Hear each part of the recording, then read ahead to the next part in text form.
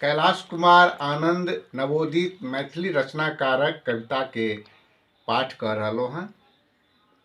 ई कविता कोशी संदेश त्रैमासिक पत्रिका में प्रकाशित भ चुकल या। शीर्षक है कोशी अपन भाभट सम्हारू।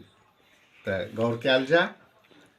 हे कोशी तोहर ई कोन कारनाम, जे सौंसे जग में भेलहो बदनाम।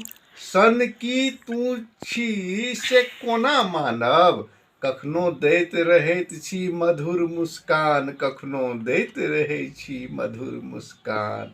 हे कोशी तोहर ई कोन कारनाम, ककरो उजैर सेनुर तो ककरो गोदिक लाल। कोन बिरहे पागल छी तो करी एतेक बवाल। बिलटा दैत छी ककरो हंसैत जहान। हे कोशी तोहर ई कोन कारनाम, हे कोशी तोहर ई कोन कारनाम। गामक गाम डुबा दैत छी, हाथ धोय जानक पाछू पड़ैत छी।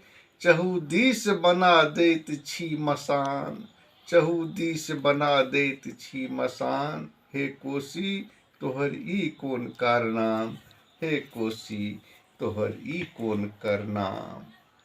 नहीं देखे चाहै छी बनल अटारी, किया लूटि लैत छी भरल बखारी।